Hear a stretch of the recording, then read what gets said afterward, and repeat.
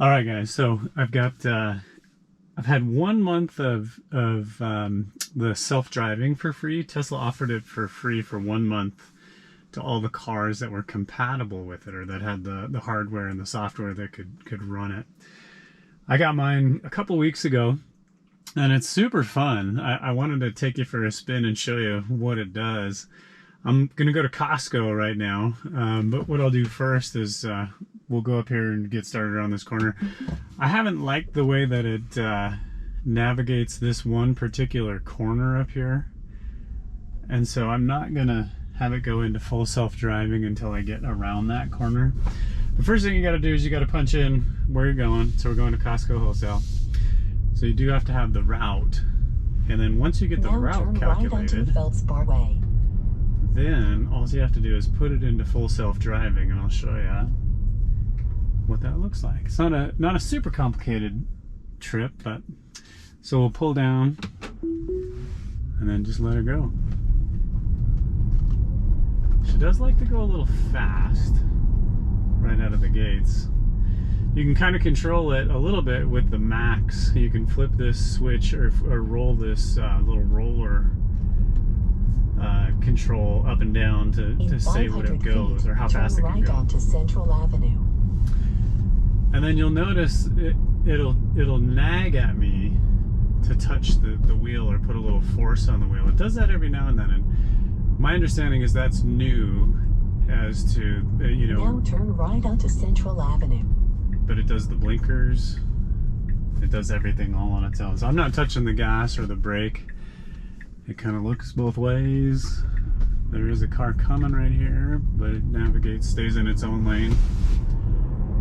So apply a slight turning force to the wheel, and so you just barely touch it, and that tells it that you're still there and that you're paying attention. But what I was saying is that is, from my understanding, a new feature with the latest software update, because I guess it didn't do that in the past, but due to the accidents and other things, kind of high profile situations with full self-driving, that was one of the additional... Turn right onto South 48th Street West. That was one of the additional things that they had to, I guess, put into place so that they could say, well, people are still now controlling turn right onto South 48th Street West. But to my liking, it comes in a little bit fast, comes in a little hot, and then speeds up really, really fast. But here we are at a four-way. We'll see how what this white car does. White car is going to wait for us, so Chelsea's going to go. I call her Chelsea. Chelsea's my personal driver. She's a bit aggressive. Stops hard. Takes off fast.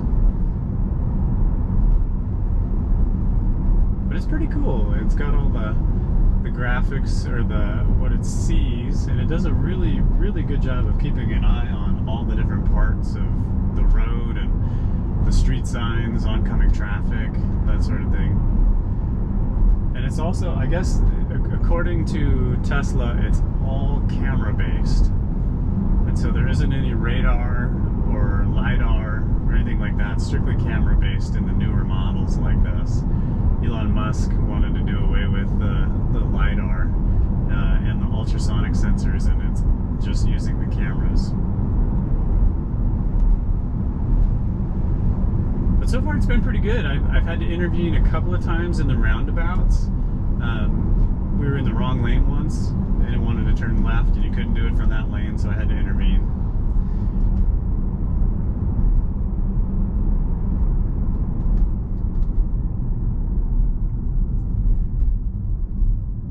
Come to the stop here. And it shows the traffic. We're good. Off we go. But it's got a camera right up here, right above the rear view mirror, and so the camera watches the driver and judges your how attentive you are. And so what I found is the more I'm like screwing around with stuff, the more often it nags me to touch the wheel. The more that I'm watching the road and not moving around a bunch, the longer it goes between those little nags, to check to make sure I'm still paying attention. and it does a really good job of navigating the streets. So I drove it to Hardin and Hardin and back, and it was really cool at first, and then after about 15 minutes of it, I was like, oh man, I'm getting sleepy. And I thought, geez, this could be bad. You easily fall asleep because you're not having to do very much. But it's just a 1 month trial. It's kind of expensive when you 1,000 feet, to buy it. turn left onto Hesper Road. You can buy it, and it's a monthly subscription. It's $100 a month, so it's $99 a month to have full self-driving. Needless to say, I'm not going to be buying the subscription. Now I think turn left onto Hesper Road. I think being able to try it out for this 1 month is going to be just perfect, because then, you know, the novelty's kind of starting to wear off, and it's starting to be like, no big deal. Because I definitely wouldn't use it all the time. The other thing, I mean, you can't use it in any sort of weather, you know, rain or snow. I mean, it was raining really good the other day, and it kept telling me that the cameras were partially blinded because of rain. So, I mean, like I said, it's cool. It's really cool. I guess maybe if I had a long commute every day in a big city, maybe it would be something that I would consider. But I prefer driving this car. This car is super fast and super fun to drive. And so it kind of, you know, like I said, it's neat. It's neat. It's cool. But 1 month is enough. I don't think it would be something that I would pay for. So we'll see.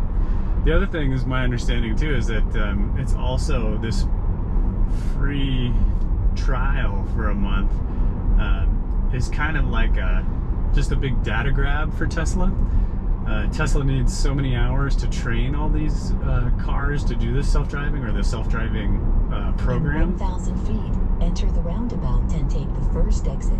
Every car has like 6 cameras on it, and so when you do self-driving like this, all of the footage that it records while you're driving all gets sent to Tesla. Now enter the roundabout and take the first exit. And then Tesla, of course, has made some huge investments in AI, and it's using the footage from all these drives. See, this is where it makes me nervous sometimes, is in these roundabouts. Look at that. Jeez, it's crazy. Now, this is the roundabout up here where I've had to intervene. Ooh, this car is gonna... Chelsea didn't like that. Slow down. This is the roundabout up here where sometimes I have to intervene. It got in the right lane this time, or the correct lane this time. Before, one time I went through here and it was in the other lane. 500 feet, enter the roundabout and take the third exit. So it makes me wonder, does it learn that fast? Like, did it learn that it has to be in this lane? The third exit. The one thing I'll probably do, it also gets confused right after the exit of this roundabout. It's a weird sort of marking on the lanes. 500 feet, your destination will be on the right. I'll probably have to intervene, and I'll just take over after this part, because it needs to get in this right lane right away. Now your destination is on the right. So I'm going to take over, and then we'll just drive it in regular. But then it asks, why was it... Feet, okay, well, in the chip, so she quits talking to me. But it asks you, autopilot was disengaged, what happened? And you can record a little voice memo, and you can send it in and give them feedback. That's apparently anonymous. You can send those in, and they use that to, I guess, improve it, I guess. But anyway, I was talking about the data grab, or this, you know, pulling in all this data. So they give everybody this free month, so that they can drive up the amount of data that they're able to use to train their systems on. So everybody who's had it, you know, for the month, of course they're all using it because it's new and it's cool and they have never had it before.